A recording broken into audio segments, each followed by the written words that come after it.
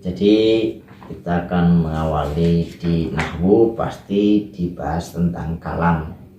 Jadi kenapa dibahas kalam? Kalam kalau bahasa Indonesia itu satu kalimat utuh. Satu kalimat. Jadi kalimat utuh sudah terdiri dari SPO atau kemarin ya ada jumlah fi'liyah dan jumlah khabariyah atau jumlah ismiyah dan jumlah fi'liyah. Itu namanya kalam. Ini yang dibahas pertama di bahasa Arab, kalamnya itu. Nah, kalam itu apa? Bismillahirrahmanirrahim. Al-kalamu utawi kalam. Boleh kalau sama jerat. Al-kalamu utawi kalam. Al-kalamu utawi aran kalam. utawi waw ya. Utawi mim. Mim nih. Utawi aran kalam. Kalam. Huwa yo kalam. Yo itu ya panjang, ya kasarnya yo kalam. Ya kalam. Lingkar enggak? Apanya? Enggak ya. Enggak usah. Tandanya. Yo kalam. Ya kalam. Biasanya namanya ada rujuk juga kan. Misalkan gini. Tadi bawakan begini. Nah, dia mau al-kalamu. Al-kalamu ya. Huwa utawi kalam ya. Huwa yo kalam, dan diterus kalam lagi nggak apa-apa. Tulis misal pakai rujuk, satunya aku rujuknya begini. Oh, Rujuk itu dua dicoret di atas yang begini. mesti kalimat itu Misalnya nomor telu tadi kita, rujukku nomor telu tahu di atas dilengger gini biar rapi. Yo kalam, terus tinggal nomor telu. Nah, rujuk namanya.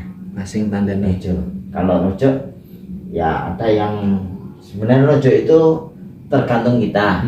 Ada rujuk yang gini, ada rujuk yang gini, ada rujuk yang gini. Ini basing sing dewe. Basing, ya. Oh, sing penting dewe paham kan. Nah, supaya domirnya kan huwa domirnya dia.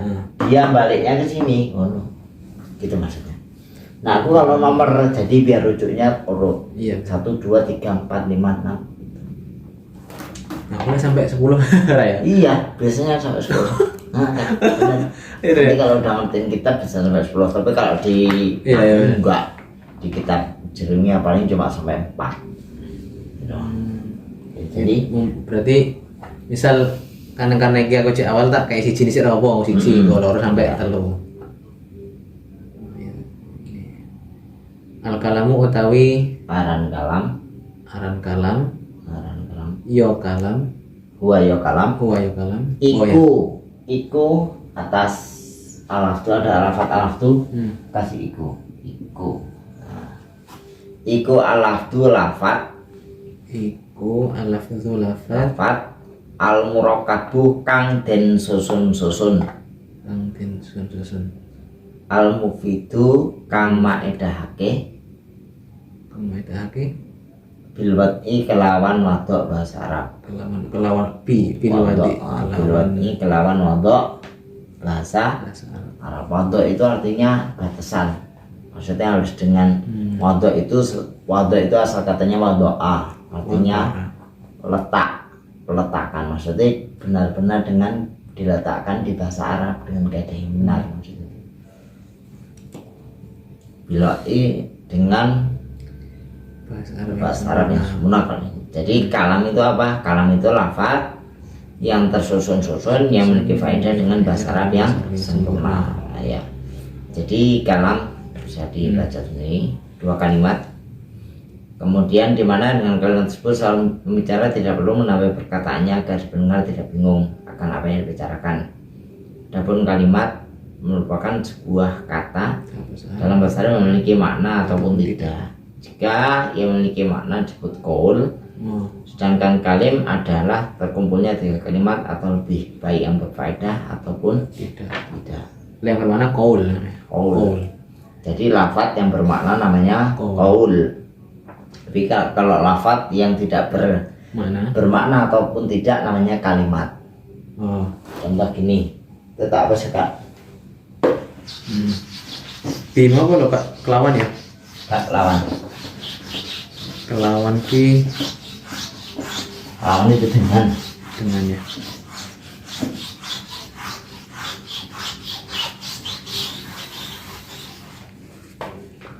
Jadi tadi ada istilah namanya yang pertama kalam, ada kalam, ada kalimat, terus ada qaul ya Kak? Qaul. Qaul, ada kalim, kalim nulis ini.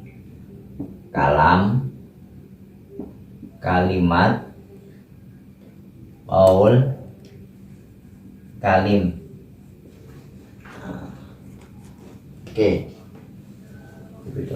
Nah, kalam itu apa? Kalam itu tadi kalam yang di atas. Lafadz, murakkab, mufid, bil wad'i. Nah, sekarang kalimat. Kalau kalam dalam bahasa Indonesia disebut kalimat. Kalimat kalau bahasa Indonesianya itu kata. Iya. Kata. Qaul itu ucapan. Ucapan. Kalimat. Kalim itu kumpulan dari 3 kalimat. Nah, kumpulan 3 kalimat. nah, kalimat itu nanti ada 3. Ada kalimat isim, ada kalimat fi'il, ada kalimat huruf.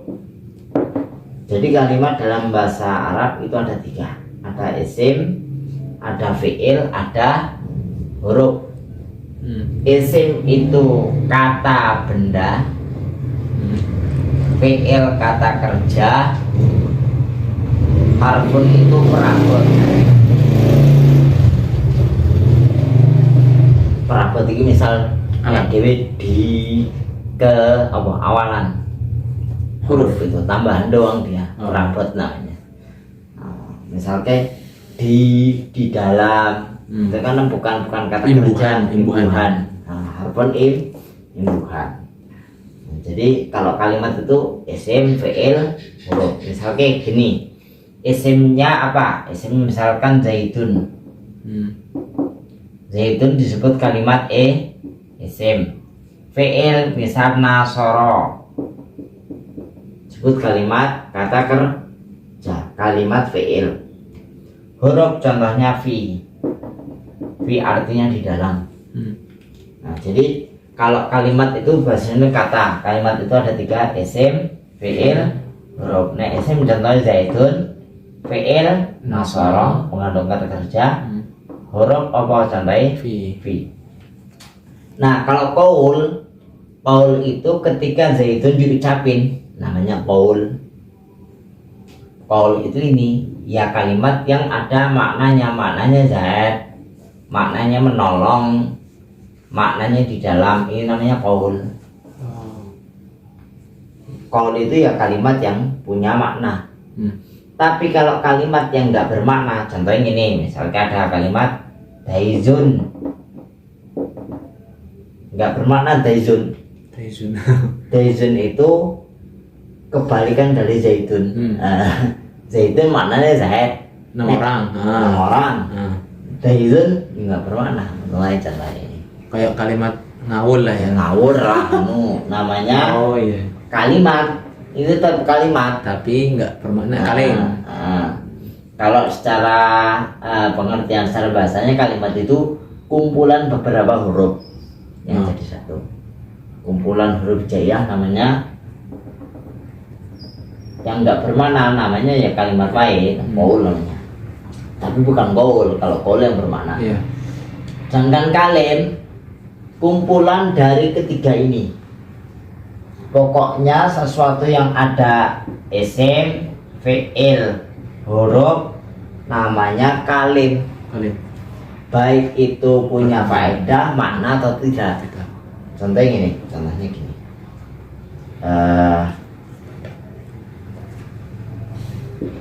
Contoh apa? Contohnya gini. Marortu bi zaidin. Marortu lewat sapa ingsun bi zaidin kelawan ketemu Ki Zaid. Saya lewat ketemu Zaidun. Di sini ada 3 kalimat ya. Maro itu fi'il, tu itu fa'il, Bi zaidin, ba itu huruf jar. Ba itu huruf jar. Zaidin namanya majrur, sesuatu yang dijarkan. Sesuatu yang dijarkan. Ada jar, ada majrur, jar majrur. Nah, ini kumpulan dari fi'il, fa'il itu isim. Tuh kan aku kan isim dhamir namanya. Bi zaidin huruf. Nah, ini disebut kalim. Kumpulan dari 3. Nah, kalau kalam, nah itu namanya kalimat, qaul dan kalim. Udah gitu. Bingung nggak kayak? Nggak ya? Penjelasan ini sih paham. Penjelasan Cuman, ini paham. secara contoh kan engkau kan belajar Iya. doang. Marartu bi zaidin artinya saya lewat ketemu dengan Zaid. Zaid. Saya lewat ketemu dengan Zaid. Maror lewat ya? Maror lewat. Nah, maror. Oke, lembar kedua. Jadi akhirnya, jadi secara garis besar namanya kalam menurut ahli nahwu memiliki 4 syarat, yaitu lafadz, murakkab, mufid, dan bil wad'i dengan kaidah bahasa Arab. Jadi tadi dari al kalamu walafdul murakkabu mufidu bil wad'i itu mengisyaratkan bahwa namanya kalam menurut ahli nahwu ya, bukan ahli nanti tauhid kan beda lagi, ahli fikih beda lagi. Kalau menurut ahli tauhid kalam ya kalamullah, kalam Rasul. Kalau ahli fikih kalam itu sesuatu yang membatalkan sholat, beda lagi. Nah, kalau menurut ahli filsafat apalagi, nah menurut ahli bahasa apalagi ada. Nah, sekarang kalam menurut ahli nahwu, makanya disebut al kalamu. Kan asal kalam. Kalam ini artinya kan pembicaraan. Kalam itu artinya pembicaraan. Jadi kenapa di sini ada al kalamu? Al kalamu pakai alif lam. Kalau pakai alif lam tandanya ma'rifatnya itu menurut ahli nahwu, bukan ahli yang lain. Karena ini kitab nahwu. Nah, syaratnya ada 4, yaitu lafadz, murakkab, mufid, bil wad'i. Yang pertama lafadz. Lafadz itu apa? As-sautul mustamilu ala ba'dil hurufil hijaiyati, yaitu lafadz, yaitu suara, as-sautu suara, al-mustamilu yang mencakup, ala ba'dil hurufil hijaiyah atas bagian huruf hijaiyah. Di Al-lafdu utawi lafadz, aran lafadz iku as-sautu suara, iku pakai kha di atas. Oh, as-saut ini. Iku as-sautu suara. Arek-arek Jawane kan. Min aku Ya, as-sautu iku suara. as-saut iku suara. Al-mustamilu kang ngecakup. Piye tadi? Kang kaki sifat kang ngecakup. C itu pakai jim titik 3, ngecakup ngain jim alif kaf wawu pa. Jin Ngain jim alif kop, terus kaf wawu fa. Ngecakup. Oh ya, Ngecakup. kang ngecakup al-mustamil Al-mustamilu kang ngecakup ala ba'dil hurufil hijaiyati. Ala itu artinya ngatasi. Kalau aku cuma gini doang. Ain. Ya ala atas ya. Ala atas. Ala ba'dil hurufil hijaiyati ngatasi sebagian pirang-pirang huruf hijaiyah. Ala atas sih. Kalau pirang-pirang itu kalau mau ditulis gini enggak? Sebenarnya kan tulis pirang-pirang. Pirang-pirang gitu. Nah, aku tinggal fa kayak itu dulu wis Ba'di ya. Pirang. Ala ba'di. Ya. Hurufi itu jamak, makanya pirang-pirang. Kalau ala ba'di yang atasnya sebagiannya pirang-pirang huruf hijaiyah. Ala atasnya ala ba'di. Atasnya Sebagiannya pirang-pirang huruf pirang-pirang al-hijaiyah, huruf hijaiyah. Ya, maksudnya ala ba'dil hurufin atau sebagian pirang-pirang huruf al-hijaiyati kang hijaiyah. Ya oke, itu namanya. Jadi aku juga. Jadi lafadz itu adalah apa? suara yang mencakup atas bagian huruf hijaiyah. Contohnya di apa? Zaitun. Kenapa disebut lafat? Kenapa disebut lafat? Karena tersusun dari ya dan itu yang lafat. Nah, suara lafat bukan? Lafat. Tapi kalau misalkan begini, aku nulis begini nggak? Zaitun. Ini disebut lafat nggak? Iya. Tidak. Ya. Enggak ya? Karena aku belum nyebutin. Oh. Namanya lafat. Jadi kuncinya suara. Oh iya. Enggak. Jen. Ya. Ini harus jeli nggak? Jadi namanya di sini jeli. Walaupun kita nulis Quran itu kalau menurut ahli nahwu bukan kalam Allah ini.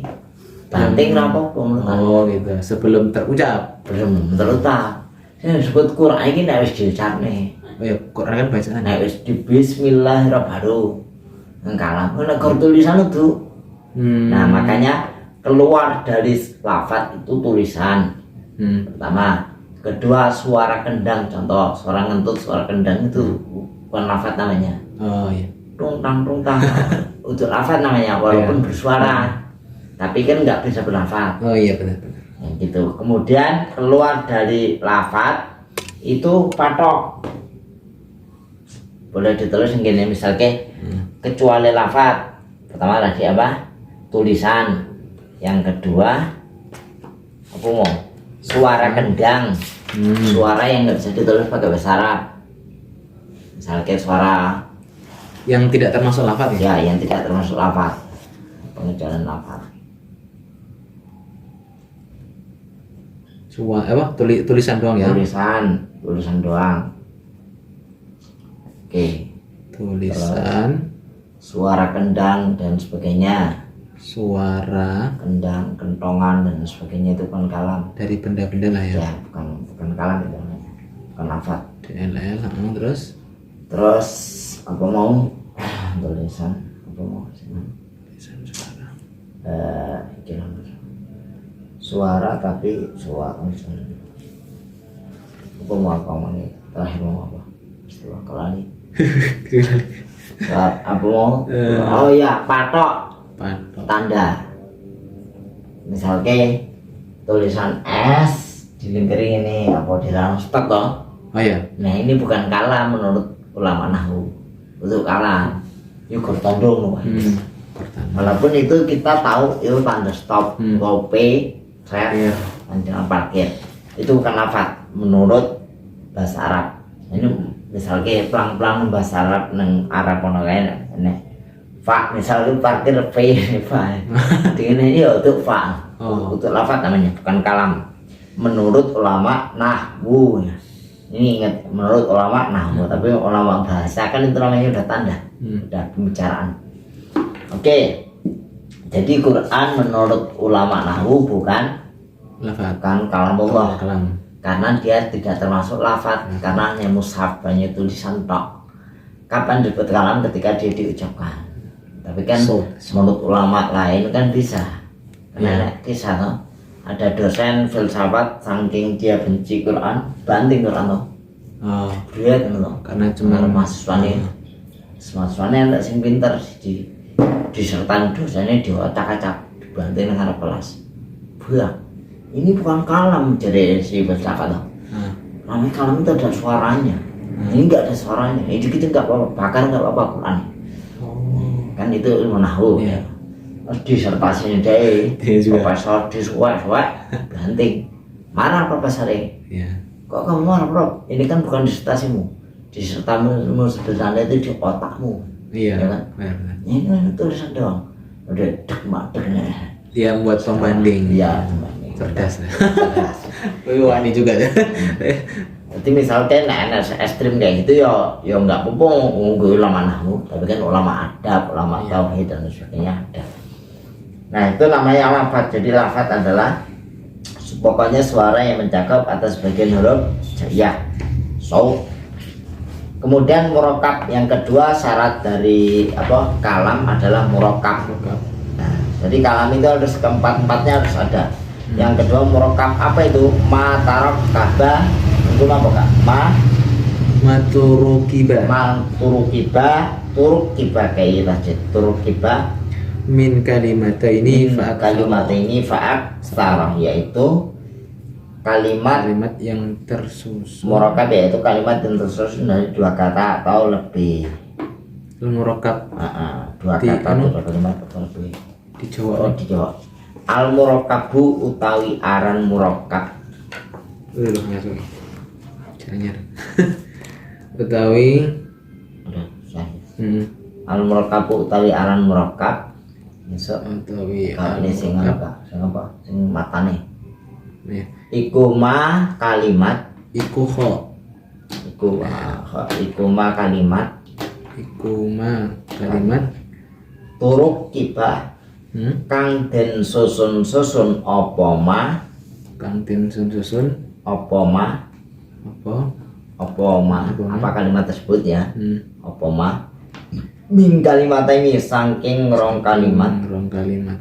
Ya, kalimat tadi dua kalimat. Pak Saro moko haleluya oke. Moko haleluya oke. Moko ki atau Moko itu maka. oh Moko haleluya oke. Hale itu tingkah. Moko tingkahnya lebih banyak. Dua kata atau lebih. Bahasa Arabnya faksaro. Atau fasoidan biasanya. Ini faksaro. oh utawi kita belajar juga Ya, al-murakabu utawi aran aran murokab iku iku ma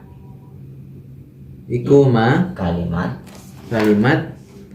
turuk kiba kang den susun apa ma apa ma gitu. iya kang den susun apa ma baliknya rujuknya gitu apa Oh. ma gitu Mesti merujuk ke kalimat situ. Yang disusun apa sesuatu itu maksudnya.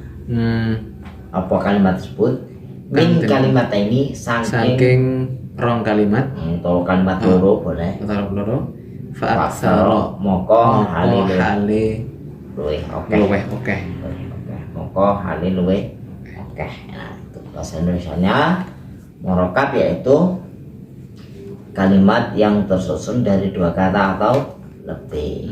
Nah murokab ini terbagi ada dua. Apa itu? Jumlah ismiyah dan jumlah fi'liyah. Oh murokab. Kemarin itu. Iya. Nah tarkib dalam bahasa Arab itu ada dua. Yang pertama adalah tarkib ismiyah, yang kedua tarkib fi'liyah. Oh nyebutnya murokab itu tarkib ya? Nah, Turkibah kan tarkib ya. oh tersusun nih Susun rokab ya rokibu tarkiban. Jadi ada dua jumlah. Yang pertama jumlah fi'liyah. Kemarin jumlah fi'liyah terdiri dari fi'il plus maf'ul bih. Fa'il dulu. Fi'liyah. Fa'il maf'ul bih. Nggak ada maf'ul bih nggak apa-apa. Jadi ada dua jenis fi'il. Fi'il itu ada sifatnya yang transitif punya maf'ul bih. Ada intransitif Nggak punya. yang tidak punya maf'ul bih. Transitif itu mentransfer sesuatu. Contohnya Nasara Zaidun Amran. Contohnya gini. Nasara Zaidun Amran. Zaidun nolong Amran ini ngerti nih. Nasara wis nulung Zaid. Sapa Zaidun ki Zaid. Amran ing ki Umar. Ing maf'ul bih. Ing. Nah ya, Nasara wis nulung Zaidun sapa ki Zaid. Amran ing ki Umar. Ini namanya jumlah fi'liyah yang kalimatnya bahasanya muta'addi. Muta'addi itu kalimat nanti di matan binaris. Muta'addi itu kalimat yang punya maf'ul bih. Ada juga yang nggak punya maf'ul bih. Contohnya gini. Ja'a Zaidun. Telah datang siapa Zaid? Datang dong, wes.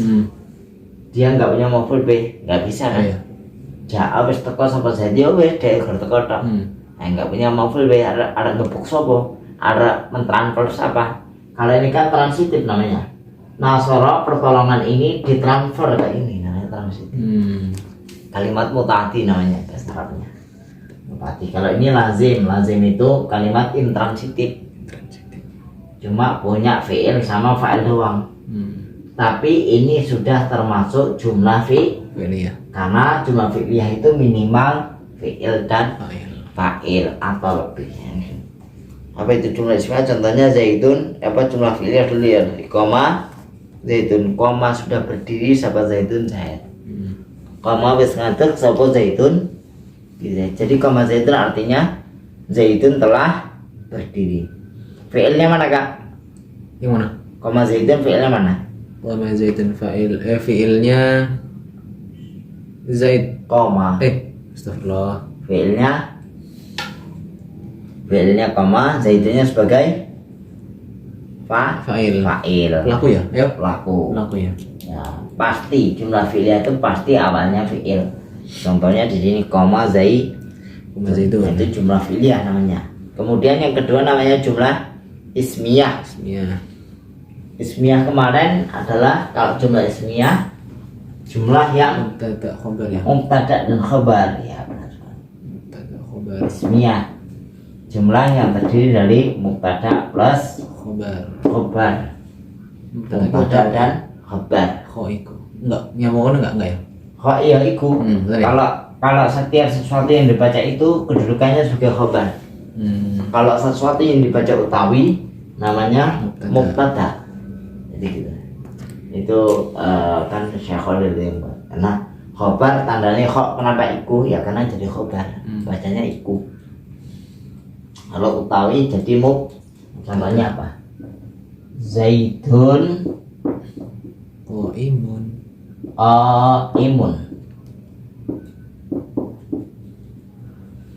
Zaidun utawi ki Zaid iku imun wong kang ngadeg. Nah, jadi mubtada di Zaidun. Khabar di imun. Namanya jumlah ismiyah. Dah. Jadi namanya murakkab itu cuma ada dua. Jumlah ismiyah dan jumlah fi'liyah. Jumlah ismiyah terdiri dari mubtada khabar, Zaidun mubtada, qaimun khabar. Jumlah fi'liyah terdiri dari fi'il dan fa'il. Namanya koma Zaidun, koma fi'il Zaidun fa'il. Laku.